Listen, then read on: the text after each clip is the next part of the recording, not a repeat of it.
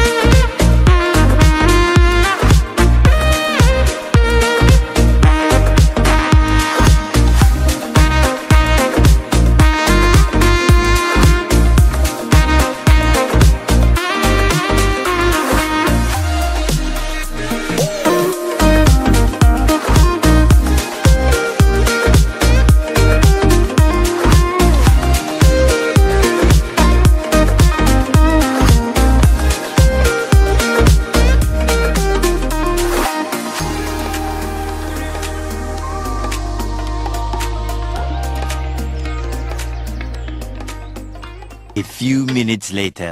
Hi. Yes, கிளம்பியாச்சு. Makeup எல்லாம் போட்டு சுடிதார்லாம் போட்டு ரொம்ப அழகா கிளம்பியாச்சு. அழகான்னு நானே சொல்லிக்கிறேன். எஸ், நான் கிளம்பிட்டேன். நான் வந்து கொஞ்சம் சீக்கிரமாவே கிளம்பணும் அப்படின்னு சொல்லி நினைச்சிட்டு இருந்தேன். ஏன்னா சூரிய வெளிச்சத்திலேயே கொஞ்சம் வீடியோ எடுத்தா கொஞ்சம் நல்லா இருக்கும். ஏன்னா இங்க ரூம்லலாம் அவ்வளோ லைட்டிங்ஸ்லாம் சரி கிடையாது. ஸோ கொஞ்சம் ஏர்லியாவே கிளம்பி ஒரு 5 o'clockலாம் கிளம்பிட்டோனாலே கொஞ்சம் சூரிய வெளிச்சம்லாம் நல்லா ஓரளவுக்கு இருக்கும். ஸோ அந்த வெளிச்சத்துலேயே வீடியோ எடுக்கணும், கிளம்புனதை எப்படி காட்டணும் அப்படி சொல்லி நினைச்சிட்டு இருந்தேன். ஆனா கிளீன் பண்ணிட்டு எனக்கு குளிச்சுட்டு இதெல்லாம் பண்றதுக்கே ரொம்ப லேட் ஆயிடுச்சு. இப்ப மணி 6 ஆக போகுதுன்னு நினைக்கிறேன். பாத்தீங்களா, நான் காலையில எந்திக்க லேட் ஆச்சுன்னு சொன்னேன். அதுல இருந்து ஃபுல்லா இன்னைக்கு டே ஃபுல்லா லேட் ஆயிடுச்சு. அதான் திருப்பி சொல்லிட்டு இருக்க மாதிரி இருக்கு. அதான் பெரியவங்க எல்லாம் சொல்லியிருக்காங்க போல, இந்த மாதிரி அலாரம் வச்சு சீக்கிரமா எந்திக்கணும் அப்படின்னு நினைச்சோம்னா அந்த டைம்ல எந்திரிச்சிடணும்.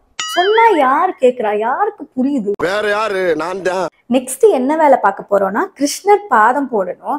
எங்க வீட்டுல இந்த மாதிரி நான் கிருஷ்ண ஜெயந்தி செலிப்ரேட் பண்ணணும்னு சொல்லும் போது எங்க அம்மா எனக்கு முத தடவை சொல்லி கொடுத்தாங்க இப்படிதான் பாதம் போடணும் அப்படின்னு சொல்லிட்டு. அடுத்த கிருஷ்ண ஜெயந்தில இருந்து நான் தான் எங்க வீட்டுல பாதம் போடுவேன். ஸோ இப்போ நம்ம இங்க போட போறோம். ஃபர்ஸ்ட் அதுக்கு தேவையான பூஜை ஜாமான்லாம் எடுத்து வச்சுட்டு அதுக்கப்புறம் பாதம் போடுறதுக்கு தேவையானதை கரைப்போம். வாங்க. பாதம் போட ரெடி பண்ணலான்னு தான் போனேன். ஆனா இன்னைக்கு ஒரு ஸ்வீட் பண்ற பிளான் இருந்தது, அப்பம். அதுக்கு எங்க அம்மா வந்து ஃபர்ஸ்ட் அதுக்கு தேவையான மாவை கொஞ்சம் ரெடி பண்ணி வச்சிரு, அதுக்கப்புறம் பாதம் போடு, அப்போ அது ஓரளவுக்கு செட் ஆகி ரெடியா இருக்கும், ஊத்துறதுக்கு வசதியா இருக்கும் அப்படி சொன்னாங்க. சரி ஓகே, அப்போ ஃபர்ஸ்ட் அப்பத்துக்கு தேவையானதே ரெடி பண்ணிடலாம் அப்படி சொல்லிட்டு ரெடி பண்ணலான்னு வந்து உட்கார்ந்துருக்கேன்.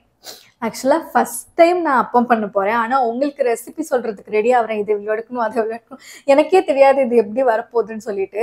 இது வந்து கொஞ்சம் ஒரு ஈஸியான டிஷ்ஷு. அதனால தான் எங்கள் அம்மா வந்து நீ ட்ரை பண்ணி பாரு அப்படின்னு சொன்னாங்க. ஃபஸ்ட்டு இதுக்கு ரவையை ஒரு 1/2 மணி நேரம் ஊற வைக்கணும். ரவையும் மைதாவும் போடணும். என்ன அளவு சொன்னாங்கன்னா ரவை 1/2 டம்ளர்னா மைதா 1 டம்ளர், அப்புறம் சுகர் போடணும். இதுதான், இவ்வளோதான் டிஷ்ஷே. அதனால இது ஈஸியாக தான் இருக்கும், நல்லா வரும், நீ வேணால் ட்ரை பண்ணி பாரு அப்படின்னு சொல்லிட்டு எங்கள் அம்மா சொல்லியிருந்தாங்க. ஸோ அதில் தான் நான் இப்போ ட்ரை பண்ண போகிறேன். இதுக்கு ரவையை 1/2 மணி நேரம் ஊற வச்சு எடுத்தாச்சு. இதுக்கு 1 டம்ளர் மைதாவை போட்டு சீனி போட்டு ரெடி பண்ண போகிறோம் மாவை ஃபஸ்ட்டு. ஓகே, பண்ணலாம்.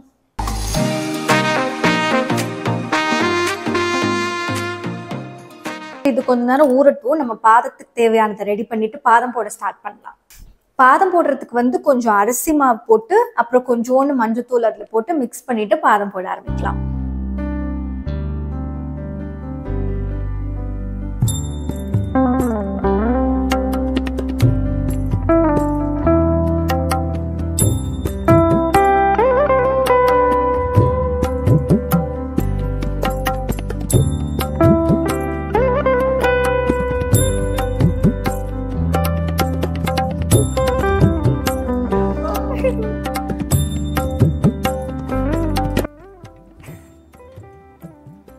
அப்பம் அப்பா சொல்றதுக்கா? Okay okay. நான் கூட வந்து கோதுமை தோசைக்கு பாவி.